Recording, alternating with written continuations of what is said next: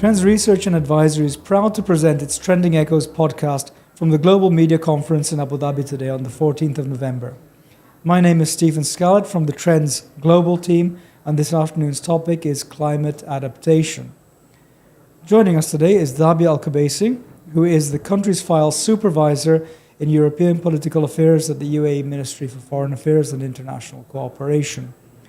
Dhabya is speaking today in a personal capacity, and her positions don't necessarily reflect those of the UAE Ministry or of the broader government. Dhabya, after graduating from NYU Abu Dhabi with a joint degree in political science and visual arts and a diplomatic traineeship at the Anwar Gargash Academy, you joined the Ministry of Foreign Affairs. You were also a youth delegate to COP27, which is the first one that we meet, an official youth delegate, and also present as a negotiator at the Bonn Climate Change Conference. Dhabya is also studying for her master's degree at UQAM and DHAD University. It's a joint program with a view to graduating sometime this year or perhaps next. We aim to bring the views of experts to society and to our listeners. So Dhabya, in that respect, you're a perfect guest because you're an expert. And so we look forward to hearing your views on climate adaptation. I'm delighted to welcome you here today or this afternoon to the episode of Trending Echoes for what I'm certain will be an enlightening and interesting conversation. Thank you so much, Stephen, for having me today. I am really honored and happy to be part of this conversation, and I appreciate it. It's really our pleasure, Dhabya. So today we explore climate adaptation, which until COP26 had, there was a sense that there wasn't sufficient focus institutionally in terms of funding, in terms of policy on climate adaptation, at least as compared with mitigation. But over the past 2 or 3 years, we've seen, apart from from COP28 and the institutional side of things, we've seen a kind of an acceleration in the impact or the apparent impact of climate change, especially in Europe, many other parts of the world. The forest fires in the south, in Greece, Spain, Italy, the European rivers being very low, the Rhine, the Po in Italy, and the other great rivers of Europe. So there's a sentiment that the time has come for climate adaptation, to accelerate the agenda, the institutional setting, the policy, and the implementation of the specifics on the ground to try to adapt to the changing climate. At Trends Research, we also study the climate security nexus quite closely, and that work tells us that at an extreme, a lack of climate adaptation, a lack of resilience can lead to, and of course with the ecological degradation of water risk, food insecurity, natural disasters, population growth, can lead to some very bad outcomes involving conflict and violence. So it's critical to avert or to adapt to the worst aspects of climate change. And the moment is really here and now with this COP in the UAE. One of the themes of COP, Dhabya, is inclusivity. We hear a lot about this. It's an official theme of COP, as it should be. And I was wondering whether, what are your thoughts? How do we relate what we're doing today, this podcast, to the theme of inclusivity and public awareness? This was a very interesting introduction to your question, and I have to say I agree with you in all of what you said. Adaptation wasn't really receiving enough attention in previous COPs up until Glasgow COP26. Right. And the reason for that may be perhaps that ever since it was mentioned in the Paris Agreement in 2015,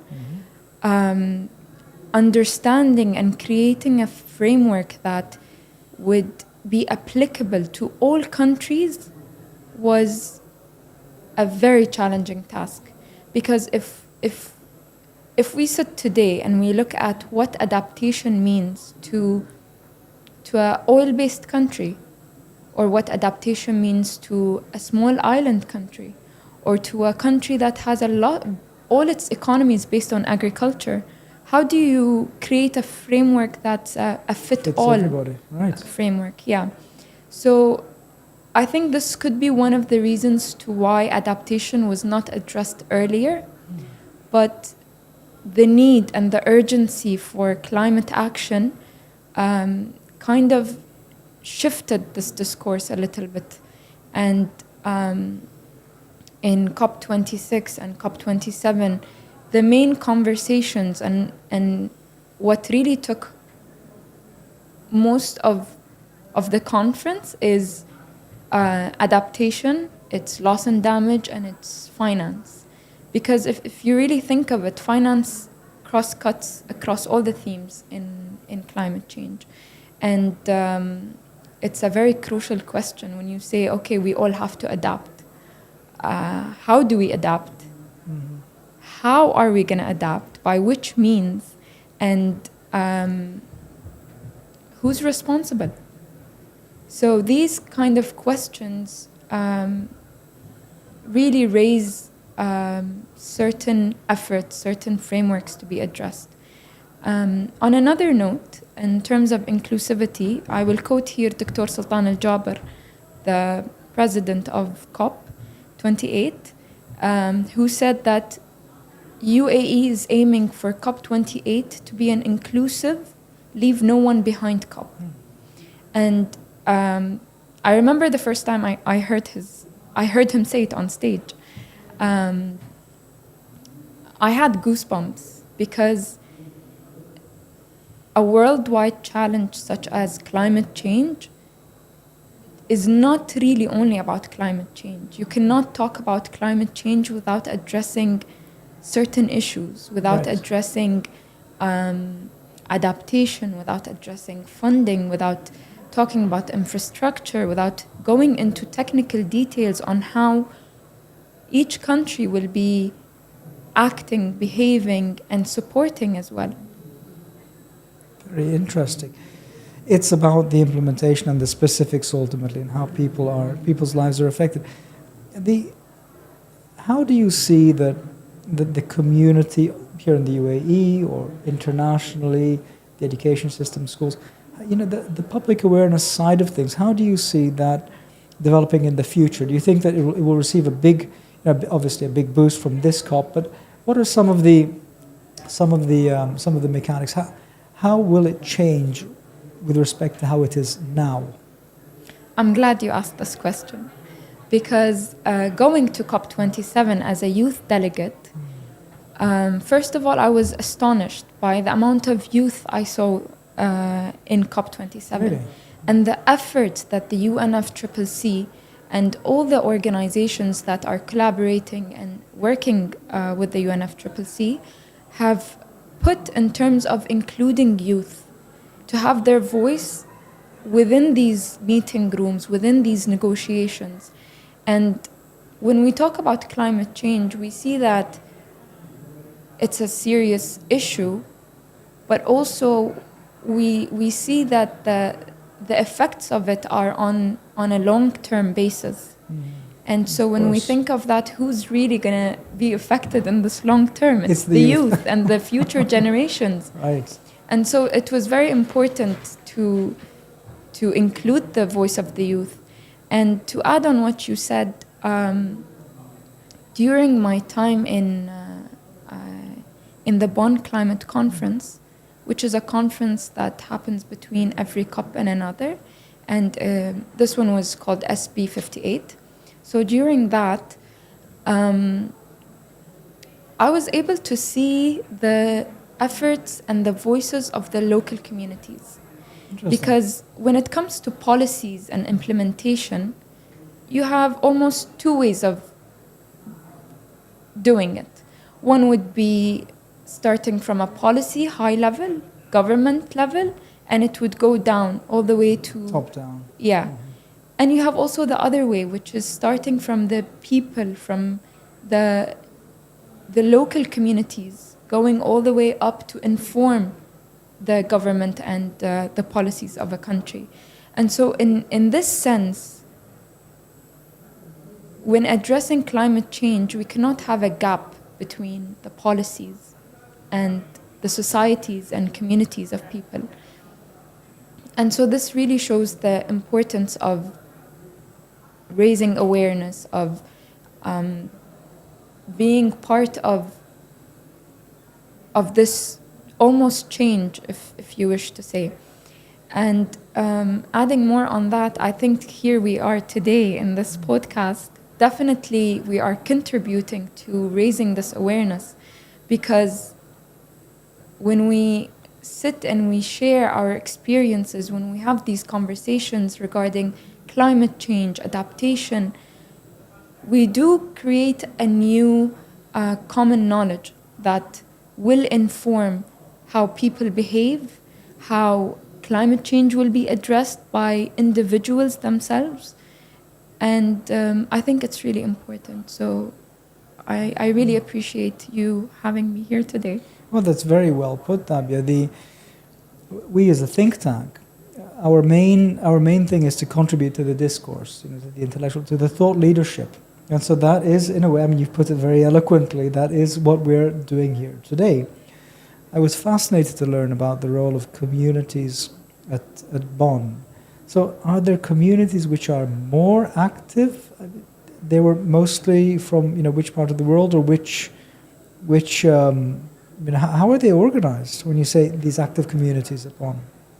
To answer that question, I have to point out that over the last few years, the voices of indigenous people have been highlighted heavily in COP28 to also take into account their expertise when dealing with nature, when dealing with the environment, and the traditional ways of how they maintain the environment, of how they contributed to the well-being of their environment. And so that is one example, in the sense that there are groups of indigenous people from different parts of the world who would have a seat on the table in terms of sharing their expertise and also informing their current situations back home and what is exactly happening with them. And alongside that, there are many NGOs who are partake in COP28, and not just in the sense that they are part of the events and the informing of people and all that, but also they are part of the negotiation rooms. They get to attend. And one thing I really found very interesting is that the role of research and think tanks in climate change negotiations. And that's in the sense, if we sit in a room, and let's say we have 27, or let's make it more realistic, 192 members who are having a conversation on how should we adapt. And this is just an example, so it doesn't really reflect any reality. I'm just doing it for the sake of explaining my point.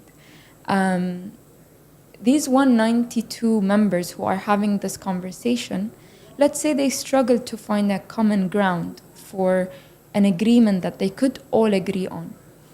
A think tank organization or an entity that is attending this negotiation will take note of this challenge that they are facing, and could go and provide research and explore thinking outside the box, other options that could work for the 92 countries or the 92 members in this situation. And so this was one of the highlights for me, honestly, in any multilateral organization meeting that I've attended. And it's how it's an ecosystem of decision making. It's not one, it's not just states, it's people, it's entities, it's research and scientific informing. It's really so much more than just what we might think it is.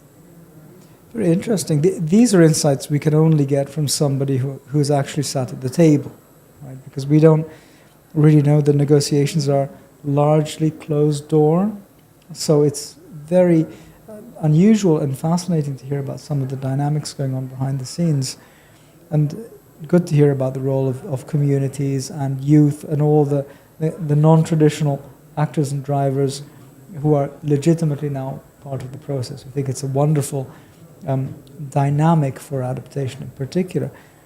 So, again, in terms of adaptation, what were the main insights that you drew from, for example, COP27 and the Bonn conference? Did you see much actual progress, or was it just the multilateral agreement side of things? I think it's a difficult theme in COP in general, because adaptation really hits on more than one aspect of climate change. Having that said, the progress is actually very slow. It's been very slow, but I'm very optimistic. I don't think that having slow progress would mean that it's not going to happen, or it's not going to receive the crucial or the importance it deserves. But I actually, on the contrary, really believe that this is the time to amplify the importance of adaptation. And I say that not only because as adaptation and what it means, but also adaptation is really a cause for loss and damage, which is another theme of COP28, COP27, climate change in general. Of course. So if countries and states do adapt in a manner that enables them to minimize the loss and damage, then we will not be required to overwork ourselves into creating a bigger fund for loss and damage, into going extra miles in that sense. So it really, the conversation of loss and damage starts with adaptation. Right, of course it does. Dhabya, when you mentioned the role of think tanks, of course I was delighted to hear that think tanks have a role to play in a multilateral climate setting. And it brought to mind the launch of a report recently. It's called the Ecological Threat Report. And that report identifies on a global basis the countries that are most vulnerable in an ecological threat sense. So natural disasters, water risk, food security, and so on. It identifies these countries globally in terms of which country could be pushed over the edge by a scenario of ecological threats, climate change-driven threats, and degenerate into conflict and violence. And so the interesting thing about this report, it's very well researched and statistically based, but the interesting thing is that it produces like an objective ranking, so that is, when you mention the difficulty of countries agreeing, of course, first, everybody has to agree on the facts, on a level and objective, preferably statistical basis.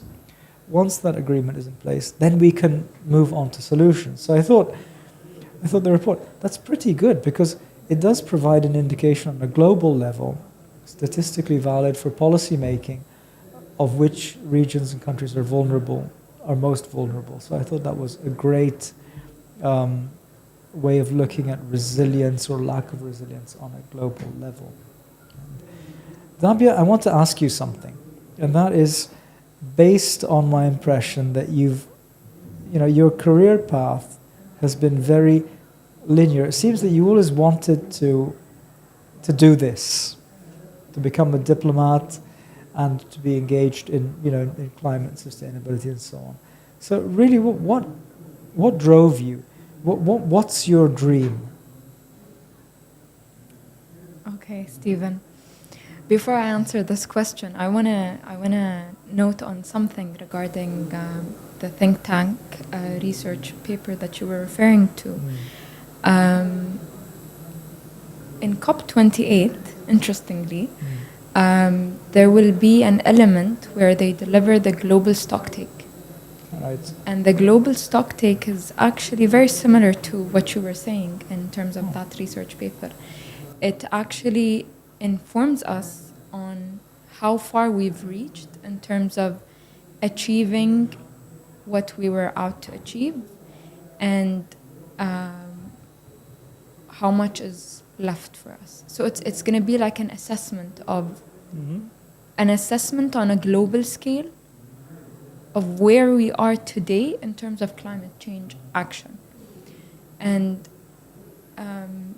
interestingly as well, in the global stocktake, there are subsections, one on mitigation, one on finance, one on adaptation, and one on loss and damage, and also many other topics.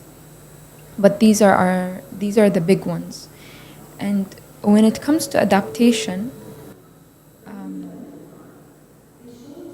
the conversation is still going in terms of agreeing on the framework, agreeing on the sovereignty of states to deliver their own plans of adjustments and implications, but at the same time adhere to an international claim on adaptation. And so these elements are still going back and forth in order to deliver an outcome for adaptation.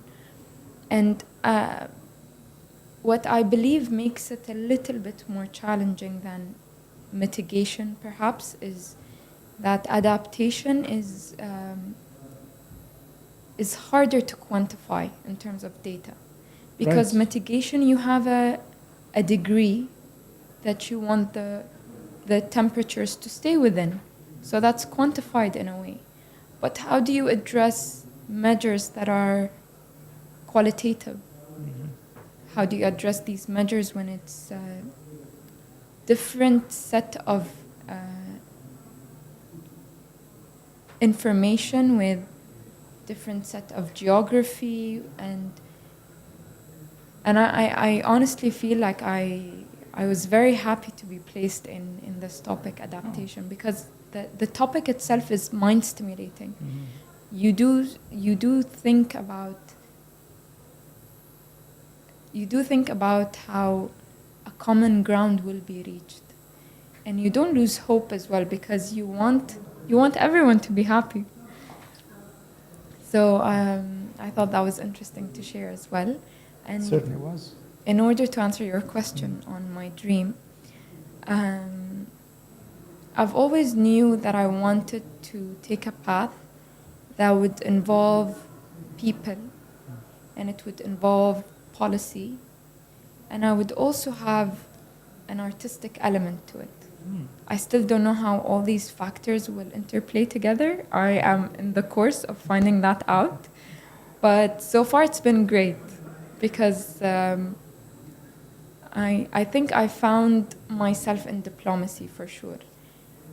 And I really look forward to how I will be combining art and diplomacy, given that I am an artist myself. And I do believe that art serves as a medium for many things, and it could be used for great purposes in that sense. Well, art plays into it also plays into the public awareness aspect of whichever theme it's associated with. And are you aware that we have commissioned an artwork for COP28? I am aware. So we've done that, and the thinking behind it is quite, it's quite sophisticated and combines various objectives and also the relatability of art. Art is universal in a sense, in the same way that climate change is universal and climate diplomacy is a universal impulse. So we're doing that. But when you say that you're thinking about how to combine art with your diplomatic activity, I mean, what do you see in the future? Do you have any ideas about how that can happen? Honestly, no. No, honestly, yes and no. Because no, I still don't see how I could be interplaying them both at the same time in a way they feed each other. So my art career would contribute to my diplomatic career, and my diplomatic career would contribute to my art career. But I do know that art isn't something you could separate from politics. And as a way, they almost seem that they're on completely two different grounds. Actually, they are very intertwined. Because if you look at history and you look at the role art played in many of historical facts and historical contexts, you'd see that it was always there. And art will always be a medium for humanity, a medium for community and expression. And I think those are important things to have around politics. Absolutely. When you're talking, it came to mind that when we read history, we read about empires, inevitably it's the cultural production that remains. 100%. If you think about the Parthenon, the great classical sculptures, or indeed any cultural production of any civilization, that's what remains. Once people move on, the art remains and the culture remains. So that's a very interesting dimension to explore. I was also curious, Dhabya, about your master's in humanitarian aid and development, because that takes you in a slightly different track, although of course it's a major instrument of foreign policy, humanitarian aid. But how do you see that? Do you see it as separate from climate diplomacy, or do you see it as more related to the traditional instruments of foreign policy? I believe that similarly to Leonardo da Vinci, who's a polymath, who was an architect, a mathematician, a scientist, an artist, and a sculpturist, and a painter as well, to be able to combine all these things, it means he did not see limits for himself. He didn't think, oh, I held this brush, I am a painter for the rest of my life, and that's all I'm ever going to be. And I think we should be open to having multiple layers of experiences and expertise, and not limit ourselves to maybe one field. And by doing that, I believe we harness deeper set of values that will cross-cut across all these fields. So as an artist, I become very empathetic, and I become very aware of emotions, very aware of sociology as a science and its impact on society and the phenomena that happen in a society, to have that awareness. I am very sure that this is going to serve me in my path also as a climate negotiator or as a person who gets involved in negotiations. You need empathy and sensitivity. Definitely. I think those are the most important things for a negotiator and I don't want to limit it to just a negotiator. I understand. But I think these values are very important to have and harness in general. They certainly are. In research, we do what's called multidisciplinary research. The concept is perhaps not as rich as value laden, but the idea is to get many eyes, many perspectives, and that can only enhance the quality of the work. Dhabya, we thank you very much because you've brought an incredible amount of diversity of perspective. At the beginning of this conversation, we expected to talk about climate adaptation, but you've interwoven certain elements very convincingly, and that I think will enrich not only your work at the Foreign Ministry and your participation in COP, but also the broader climate efforts of the UAE and globally. So it's been wonderful to have you here today. We thank you very much, and we look forward to connecting again with you in the near future. Thank you so much, Stephen. I had a really good time having this conversation with you, and really appreciate your deep, nuanced questions. Thank you so much. Very kind. Thank you again.